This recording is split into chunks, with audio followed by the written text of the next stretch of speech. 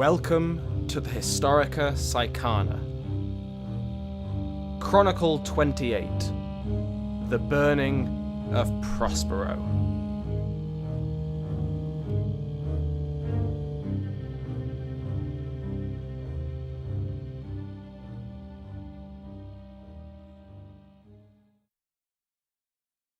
Welcome back to the Historica Psychana, the Voxcast on everything to do with the history of psychers and sorcerers, operating under the auspices of the Logos Historica Verita on the orders of Lord Commander Guilliman.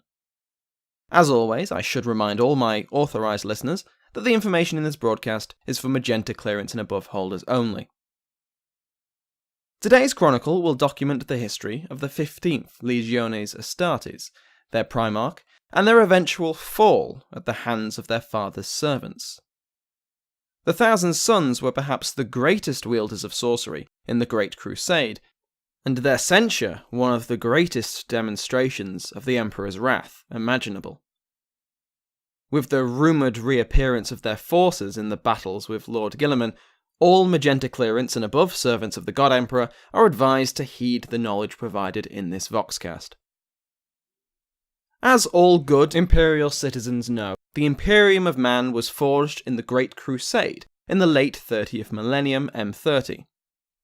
The God Emperor set out from Holy Terror at the head of an army of standard humans, the Imperialis Auxilia, and the first warriors of the legendary Legiones Astartes, the Space Marines, superhuman angels of death clad in ceramite battleplate and armed with the greatest weapons at humanity's disposal. With this small but lethal force, our God Emperor sought to reunite the scattered worlds of ancient humanity, who had once held dominion over much of our galaxy, only for tragedy to strike and shatter human civilization. What may have caused this strife is outside of my specialty, but we've all heard the legends. The Men of Iron, the abominable intelligences that revolted against humanity's benevolent rule. Revolting Xenos, alien former allies that cowardly struck at our moment of weakness and enslaved our people for millennia. And of course, unsanctioned, untrained psychers whose powers brought destruction and death upon their worlds. But I'm getting sidetracked. The Great Crusade spread across the galaxy, recovering lost worlds and integrating them into the newborn Imperium of mankind. During this time, the God Emperor recovered his 20 sons, the demigod primarchs, who had been lost to him during their incubation. Each primarch was given command of his own legion of space marines, gene-forged from their essence, and dispatched to conquer the galaxy on behalf of their divine father. Countless worlds were brought into compliance by the Crusade fleets. Xenos civilizations that dared to trespass on humanity's rightful domain were purged with bolter and blade. Even the names of primarchs such as Rogel Dawn, the Lion, Vulcan, and the Angel Sanguinius still inspire Imperial citizens to this day 10,000 years later. The Imperium of Man was ascendant, and the destiny of the human race was coming to fruition. Now, of course, my dear listeners of the Historica Psychana, I need not explain what psychers are. The Imperium of Man could scarcely function without these wielders of the warp, despite what we may wish. Interstellar communication would be impossible without the astropaths and their choirs to transmit and receive messages. Not to mention the impossibility of interstellar travel without the psychic beacon of the Astronomicon to guide our ships. As a scholar, I'm fortunate enough to have never been in a battle, but the sanctioned psychers of the Imperial Guard are reportedly a fearsome asset to the Emperor's finest. Yet, psychers are a necessary evil, and must be carefully supervised. After all, by their very nature they dabble with the damnable powers of the immaterium, that dimension of emotion that can drive even the stoutest believer in the Imperial Creed insane. The uses and the dangers of warp breeds were known during the Great Crusade, and the Legiones Astartes held differing opinions on the subject. During the initial phase of the Great Crusade, psychers had no role within the early legions. Yet, despite this, the genetic disposition which made itself known in mortal humans did so in transhumans. incredible abilities began to manifest across the Legiones Astartes, although at different rates and with different reactions from the legions themselves. Some legions were said to welcome these abilities as assets to be used. Others abhorred such mutations and forbade their use. However, no legion was so afflicted, or blessed, with psychic mutation than the Thousand Sons. Roughly half a Terran decade into their deployment into the Great Crusade, the 15th Legion, the Thousand Sons, began to develop incredible psychic abilities in numbers that simply eclipsed those in their cousin legions. Yet, with everything connected to the warp, this came with costs. The Thousand Sons began to suffer from rapid and rampant mutation, morphing legionaries into hideous abominations in an affliction the Sons called the Flesh Change. For the next several decades, the Thousand Sons continued to spread the rule of the Emperor, their numbers dwindling steadily, while they placed their afflicted battle brothers into stasis or, if this was impossible, euthanizing them. By the time the Legion found their gene sire, the Thousand Sons numbered barely 1,000. And so we must now speak of Magnus. Magnus the Red, the Crimson King, the Cyclops, the Sorcerer King. I need not list his titles. As holders of Magenta clearance, you will undoubtedly know of Magnus's future fate. This chronicle is intended to explain how it came to pass. After being scattered alongside his brother Primarchs prior to the Great Crusade, Magnus's incubation capsule had landed on a planet called Prospero. Prospero was a planet of outcasts, psychers all, who had formed a society that treasured knowledge and wisdom above all else. Magnus was a gifted psyker, to put it mildly. Some of the records I've seen suggested he wielded the warp better than anyone but the God Emperor himself, and as one of the Emperor's sons, this is somewhat believable. Magnus was taught by the best scholar psychers on Prospero, but surpassed their greatest work as if it was nothing. It is said that Magnus went so far as to psychically enter the warp, a feat none of the Prosperine had ever attempted and lived. Whether the Emperor found Prospero because of Magnus's psychic efforts, or simply through his own godlike powers, he did, although, as with many records from this time, the exact dating is unclear, with centuries of difference between each possibility. All we know for sure is that when the 15th Primarch was reunited with the 15th Legion, their numbers had been ravaged by both combat and the uncontrollable and unstoppable mutation of the Flesh Change. What Magnus's reaction was to seeing his gene sons so humbled, kneeling in the Prosperine dust, is unknown. Perhaps he wept, as some accounts say, or perhaps his countenance was of cold determination to find a cure to this terrible affliction. What occurred next can only be guessed at, or deduced in shape from the shadows it casts from that time into the present. Magnus found a cure and saved his legion. At the time, none were certain how he'd achieved this, and such were the abilities of the Crimson King that few, even amongst his brothers, could have begun to understand the answer even if he had given it. Now, with suspicion gifted from the scars of treachery, it seems possible that Magnus delved too far beyond what mankind should know for the means to save his sons, and perhaps with his salvation sold them to a greater doom. An excerpt from one of the records I've found. Whatever occurred at that union, the flesh change that had plagued the Thousand Sons for decades was gone. Better still, the population of Magnus's adopted homeworld, Prospero, was an eager and compatible recruiting pool for the Legion, and so the Thousand Sons soon numbered far more than their name suggested. With the Crimson King at their head, the 15th rejoined the Great Crusade and spread the Emperor's dominion across the stars. It was with the recovery of Magnus that the issue of unrestrained psychers in the ranks of the Legiones Astartes was resolved, albeit temporarily. The Crimson King, alongside his brother Primarchs such as Sanguinius and the Khan, petitioned the Emperor to allow the formation of the Librarius, a program designed to harness warp abilities, allowing their use to benefit the Imperium and reducing the risk they posed through ill training. The Thousand Sons and Sanguinius's Blood Angels led the training of these librarians, and so the question of psychers among the Space Marines was settled. So it may seem from our view, the Adeptus Astartes of our age indeed still make use of psychers in battle, and I have it on good authority that they are still named librarians. Yet, the Librarian Crisis, as it came to be known, was the most destabilizing event of the early Imperium, at least until the Heresy, an exception which should go without saying. For decades, the Great Crusade continued its magnificent quest to manifest humanity's destiny to hold sole dominion over the stars, and Magnus and his 1,000 sons were at the forefront. However, throughout their service, rumours of the dark nature of their abilities swirled, and no matter how staunchly the sons of Prospero proclaimed their innocence from such slander, their reputation for sorcery went unabated.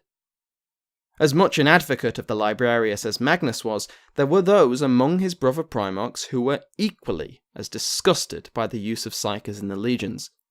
Mortarion, Lord of the Death Guard, was one, as was Leman Russ, the Wolf King of the Vilica Fenrica. Both sought an end to the Librarian program and to the warpcraft of the Thousand Sons. The time to resolve this crisis came in the aftermath of the triumph of Ulanor, where the Emperor had announced his retirement from leading the crusade in person and bestowed the title of War Master upon his favoured son, Horus. Yet, such was the division and resentment caused by the debate over the use of psychic powers among the Legiones Astartes that the Emperor convened a great convocation to settle the conflict once and for all. This gathering gained the title, the Council of Nikaea, from those chroniclers in attendance, but for others, considering the aftermath, this was no neutral discussion. This was the trial of Magnus the Red and his 1,000 sons. On the young planet of Nikaea, whose exact location is unclear, a great amphitheatre was carved from the core of a stratovolcano, a vast structure that could host the thousands, the tens of thousands, of bureaucrats, generals, planetary governors, soldiers, and space marines that were in attendance. Vast environmental engines kept the atmosphere within bearable for unenhanced humans and prevented the attendees from being instantaneously incinerated by the natural heat, which I'm sure was much appreciated. Among the notables in attendance were high-ranking members of the Astra Telepathica, representatives from the Navigator Guilds, the Fabricator General of Mars, the Emperor's right hand Malkador the Sigillite, and no less than 7 of the Emperor's sons. The Master of Mankind was, of course, overseeing the council, but played little part in the debate itself, allowing his sons and servants to make their cases without showing favour towards one case or another. And so, advocates and critics of the Librarius made their speeches. The first to speak was a rune priest of the Space Wolves, a son of Leman Russ. Despite wielding powers which, to my limited understanding, appear not dissimilar to those of the 1,000 Sons, he echoed his Gene-father's disgust for warpcraft, and called the sons of Magnus warlocks and sorcerers. He was supported by the Primarch of the Death Guard, Mortarion. His rasping voice carrying to the farthest reaches of the hall, he decried that the Imperium was making use of abilities which had already brought one empire low, and began the thousands of years of the Age of Strife. His father, the Emperor, had instituted countless ways to restrict civilian psychers. Methods of discovering and imprisoning witch breeds, the psychically dampened black ships, the Null Maidens of the Sisters of Silence, all designed to capture and restrict the activities of these dangerous individuals. The Emperor, beloved by all, would not have created these safeguards if the danger was insignificant. Why hold the Legiones Astartes, transhuman demigods of battle, to a weaker standard? Mortarion left the stage, having said his piece, and many others took his place, to decry the existence of the Librarius, and of the actions of the 1,000 Sons in particular. Yet, this chronicle should not suggest that the Council of Nikaea was merely a barrage of criticism directed against psychers. As Malcador the Sigillite had promised, all who wished to speak were allowed to do so. And Magnus certainly wished to speak. He spoke of the great virtues provided to the Imperium by the Librarius, not just in battle, although their powers eased the victories of the Emperor's armies substantially. The Librarius was a force for wisdom and knowledge, to expand the boundaries of humanity's understanding of the cosmos and its place within it. I quote, "Knowledge is the food of the soul, and no knowledge can be thought of as wrong, so long as each seeker after truth is master of what he learns.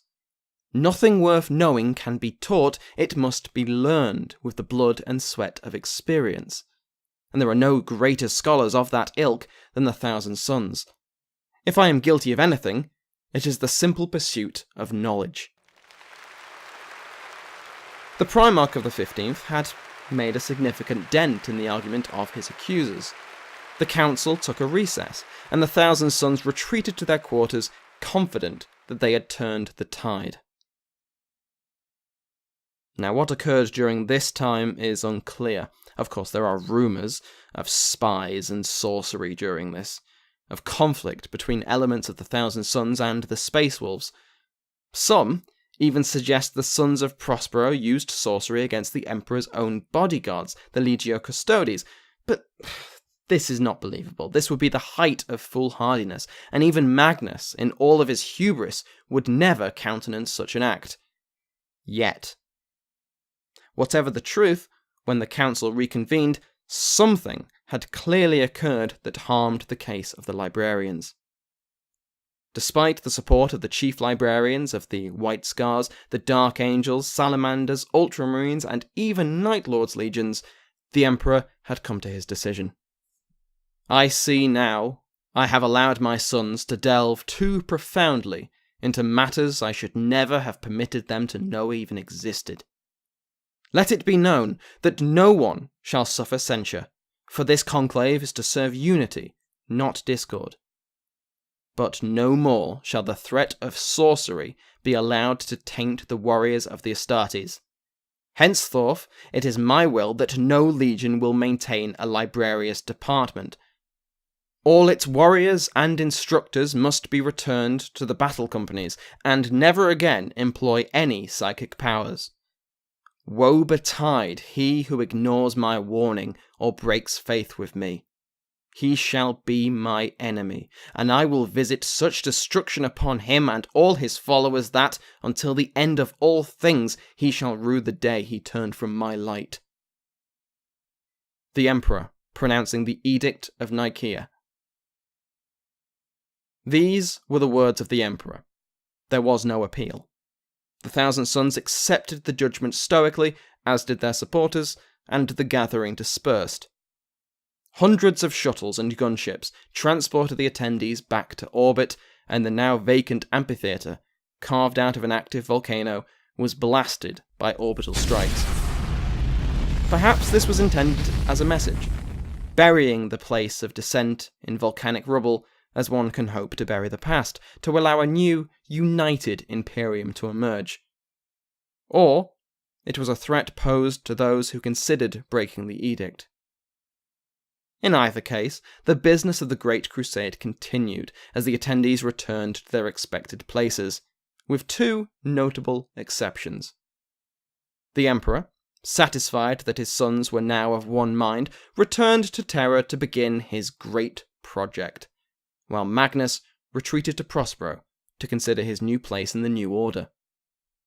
For 3 years, Magnus brooded on Prospero, with little being heard from the Primarch, while the bulk of his Thousand Sons returned to the Great Crusade, limited solely to the use of their bolters and blades to spread the Emperor's rule.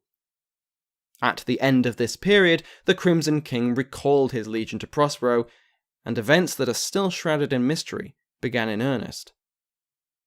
In the 4th year of M30, the Imperial Palace on Terra was struck by a terrible cataclysm. Unnatural earthquakes brought towers tumbling to the ground, while law-abiding Imperial citizens were spurred into bloodthirsty rages. Profane murders occurred across the palace city, civil infrastructure collapsed, power grids failed, and fires consumed entire hab blocks.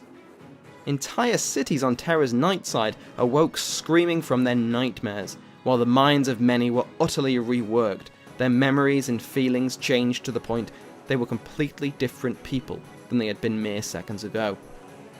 The City of Sight, the home and school of Terra's sanctioned psychers, was overturned in an instant. Aspirants had their psyches emptied from the power, while even sage and experienced astropaths had their minds ripped asunder, while their bodies became vessels for warp entities, which stalked the halls in all their impossible hatred. Casualty figures across the planet ran into their millions. Yet whatever was occurring deep underground, in the presence of the Emperor at his great project, was surely even worse. Whatever connection there was between Magnus and the calamity that had struck humanity's birthrock was never spoken of publicly.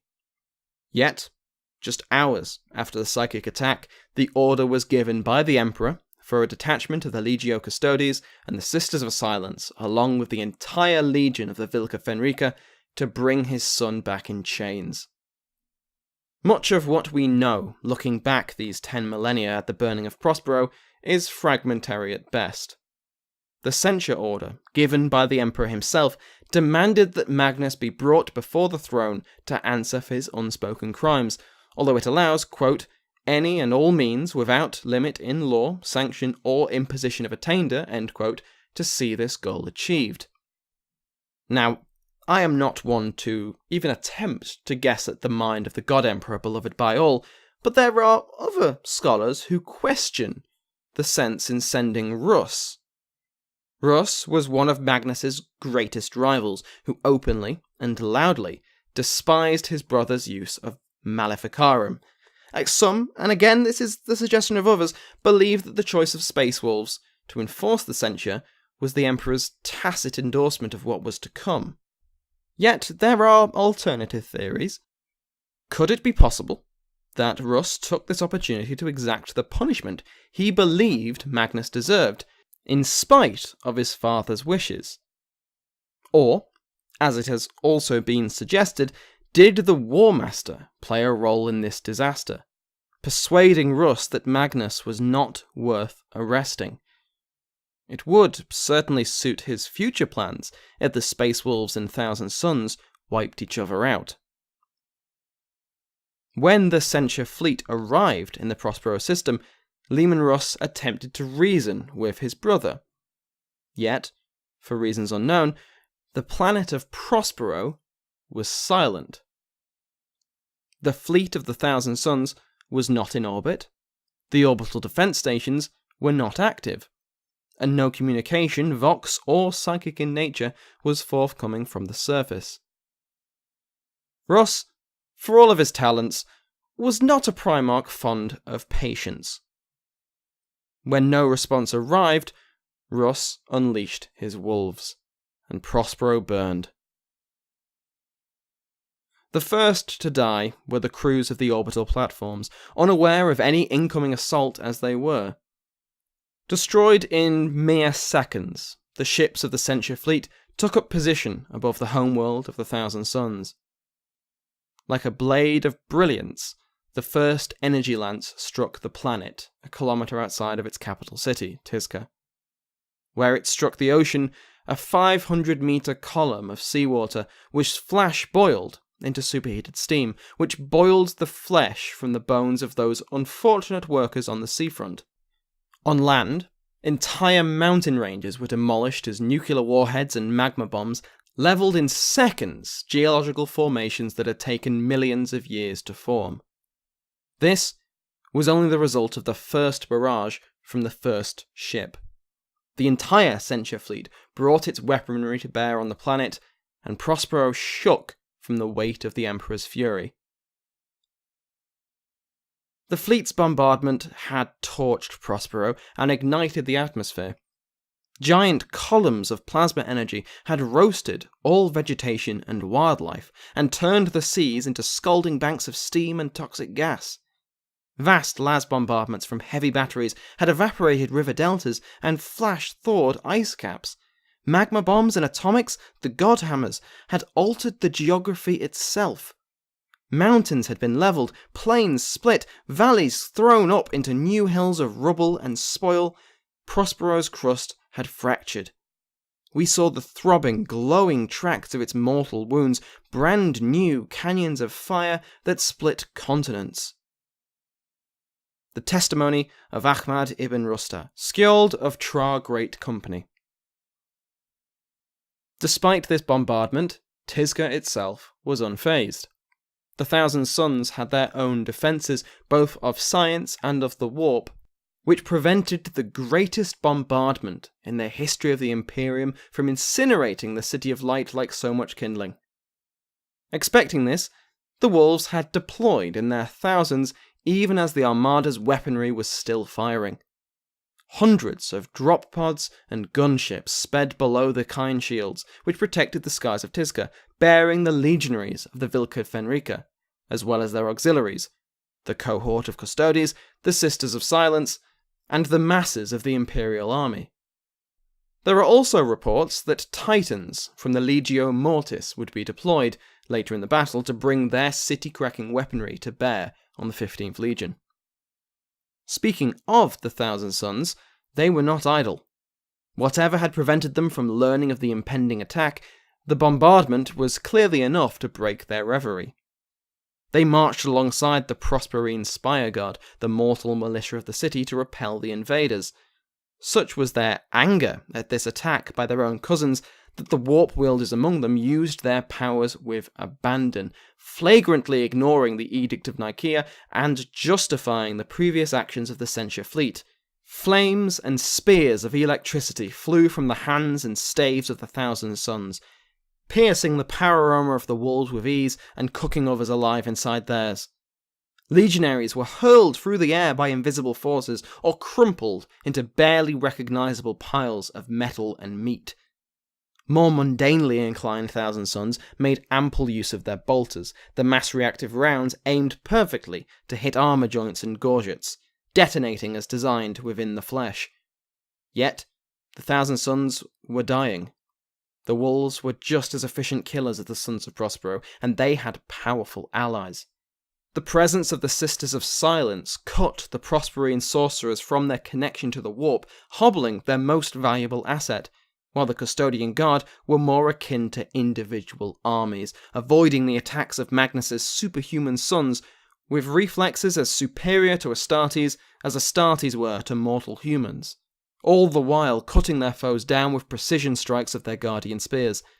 This is to say nothing of the Wolf King. A Primarch, as we have seen with the return of Lord Guilliman, is an architect of slaughter, and none could stand before him. Faster and stronger than even the Custodes, the only thing that could match Leman Russ in battle was another Primarch, and Magnus was absent. But by far the most horrifying result of the battle for Tizca, for the Thousand Sons at least, was the return of the flesh change. Whatever Magnus had done, whatever deal he had wrought so long ago, the sheer scale of the battle had undone it. Across Tizca, legionaries rapidly mutated, their brothers looking on in horror. Their use of their sorceries, wielded in anger at the trespass of the hated Space Wolves, only amplified the corruption. Some became little more than deranged beasts, charging at the invaders until they were cut down. Others simply detonated in explosions of magical energy that destroyed everything, allies, enemies, buildings, around them. Such was the etheric power manifested that day that some of the more poetic accounts say that the very sky rained blood.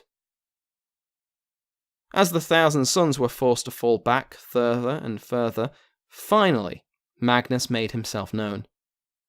Whatever had kept him from the battle had clearly passed, and he descended from the pyramid as a fire-wreathed form of pure rage. Whatever powers his sons had wielded paled in comparison to those of the Crimson King. Scores of Space Wolves were crushed by his power, or struck by coruscating arcs of lightning, or simply vanished in sprays of bloody mist as his blade passed through them. Much like had occurred with the advance of Russ, No mere Astartes could stand against Magnus, and so the Wolf King and the Crimson King duelled to the death. What happened in this battle is, as with much of early Imperial history, unclear. The speed of both Primarchs and the abilities wielded by Magnus were too much for many witnesses to comprehend. All that is known for sure is that Rus was victorious, and yet Magnus was powerful enough to teleport himself and his sons away at the cusp of his destruction. Where he went, who can say, but when the Thousand Sons reappeared in Imperial records, they were fighting on the side of the arch-traitor, their mystical arts wielded against the Imperium that had rejected them. To break character, at this point you might be very confused, and it should go without saying that this is not a normal episode of the history of witchcraft. No, for April Fool's Day, I thought I'd do something a little different, and since I'm a huge fan of the Warhammer 40,000 universe, I decided that I really should do an episode on one of my favourite events in the lore, the burning of Prospero. There's a couple of reasons for this choice. The writers took a lot of inspiration from historical events, for example. You might have picked up on the whole Council of Nikaea organised by the Emperor to solve the librarian crisis as being a reflection of the Council of Nikaea organised by the Emperor to solve the Arian crisis. There are also some other, equally unsubtle nods to real life. Prospero is, of course, the name of the sorcerer in Shakespeare's Tempest. I didn't mention them, so it's understandable if you didn't notice them, but one of the chief characters of the Thousand Sons is called Ahriman, an incredibly powerful psyker who had a brother called Ormuzd. As you may remember from the episode on Zoroastrian opinions of witchcraft, Ahriman and Ormuzd are opposites of each other, with Ahriman in particular being noted as the god and patron of sorcerers. But really, all these historical parallels and teasers are just excuses for me to do something in the 40k universe. If you found this episode interesting and want to learn more about this crazy, over-the-top, wonderfully detailed universe, then I highly recommend the books in the descriptions, which I've used to write the script, and a YouTube channel called Oculus Imperia, which will also be linked in the description. All of his videos are presented from an in-universe perspective. He has wonderful music, wonderful art on display, and is just genuinely a fantastic presenter, so go give him a listen if you're interested. If you're not interested and you found this episode boring, then thanks for sitting through to this point, I suppose. Normal episodes will resume next week when we go back to early modern England and cover the trials of witches in Stuart England. There will, however, be a lot less actual magic, space marines, starships, genocide, guns, all of that good stuff, which is a bit of a shame. But I suppose much more realistic. Thank you to Hammer of the Witches, executed today, Witchfinder General Michelle G, and the Inquisitors Trish G, Elaine D, and to all of my theologians for supporting the show through Patreon. You can join their ranks by visiting the show's Patreon page at patreon.com/historyofwitchcraft, or you can support the show by providing a review on iTunes or whichever podcatcher you use. Thanks again to all of my patrons, Kevin MacLeod for providing the intro and outro music, and to you for listening.